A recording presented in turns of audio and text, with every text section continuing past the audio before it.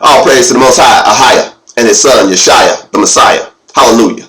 This is Brother Holly here with the second Spirit of Truth broadcast on the Ahia House channel, as well as the House of Ahia channel, here on this set-apart Sabbath day. In our first teaching this week, we looked at the hidden Hebrews found in the book of Galatians. We're going to delve back into the book of Galatians as further proof that the people that the Apostle Paul was writing to under the inspiration of the Spirit were in fact the hidden sons and daughters of Jacob. Let's begin. Let's go to Galatians chapter 4, and let's start reading at verse 1. Excuse me. Now I am saying that as long as an heir is a child, he is no different from the servants, although he is master of all. But he is under guardians and stewards until the time that his father sets. So also while we were babies, we were made subject to the elements of this world. But when the fulfillment of the time came, Aliyah sent his son, and he was from a woman and was under the law, so that he would redeem those who were under the law, and that we would receive the adoption. Now you are sons. You are sons. Aliyah has sent into your hearts the spirit of his son that calls, Father, our Father. Now, in verse 4 is the linchpin of Galatians chapter 4. When the fullness of time had come, Aliyah sent his son, who was from a woman who was under the law, so that he would redeem those who were under the law. Now we know that according to Romans chapter 9, verses 1 through 5, that those who were under the law were the sons and daughters of Jacob, and that we would receive the adoption. And we know from looking at Romans chapter 9, verses 1 through 5, that being counted as the ones who can receive the adoption is reserved for the sons and daughters of Jacob. So I keep referencing Romans chapter 9 through 1 verses 1 through 5 regularly, especially during this series. So I felt compelled by the Spirit of the Most High to read it again, afresh and anew, so that these facts from the scriptures will be permanent in your minds, that you will not let this go. I cannot emphasize enough to you that this is one of the primary ways to understand the New Testament. It'll be lost to you. You won't get it unless you start seeing it the way it was meant to be seen. The mystery has been revealed.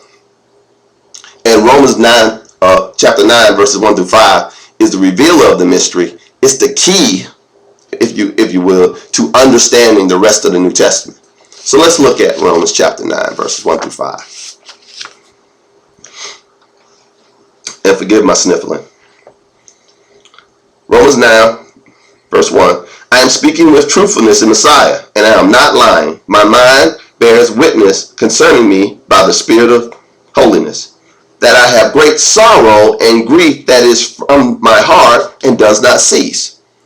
For I have prayed that I myself would be cursed from Messiah instead of my brothers and my kinsmen who are in the flesh, who are the sons of Jacob, to whom belong the adoption, and the glory, and the covenants, and the law, and the service that is in it, and the promises, and the fathers, and from whom Messiah was seen in the flesh, who is Aliyah, who is over all. To him be our praise and our blessing forever and ever. So be it.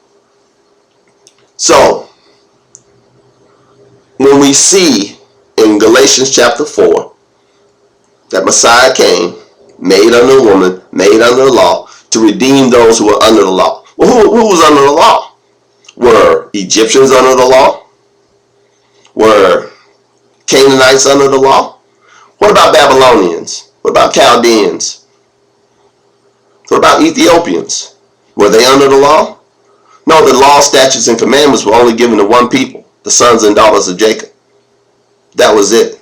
You have to be a direct descendant of Abraham, Isaac, and Jacob to have an inheritance and to have promises and to have covenants and to have glory according to the scriptures. This becomes, and I can't say, I'm going to say it again, and I know I sound like I'm just repeating myself over and over again, and I just ask that you bear with me because I think this is so important. We have to keep going over this because you know people as well as I do who, no matter how many times you show this to them, they still are going to interpret the Bible the way they were taught by the tithe taking, pork chop eating, Sunday go to meeting people. They're just going to interpret it that way. The universalists.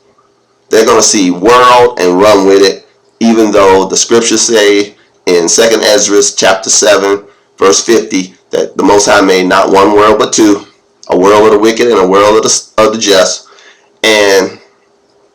But they're also, when they see the word world, they're not going to understand that Isaiah 45:17 says that Jacob, the sons and daughters of Jacob, are the world that the Most High came to, that the Most High loves and came to save.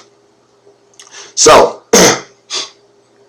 and when we see the word Gentile in the scriptures, in the New Testament, we understand that's talking about the uncircumcision according to Ephesians chapter 2. And we understand that the uncircumcision are in fact the house of Joseph that's found in Jeremiah chapter 9, verse 27, I believe. So, in conclusion, this is a short teaching, so please forgive me, but it's a very important one. The people that Messiah redeemed were the people who were under the law, and they received the promised redemption. If you are not a son or daughter of Jacob, you cannot have the promise. All praise to the Most High. Ahaya.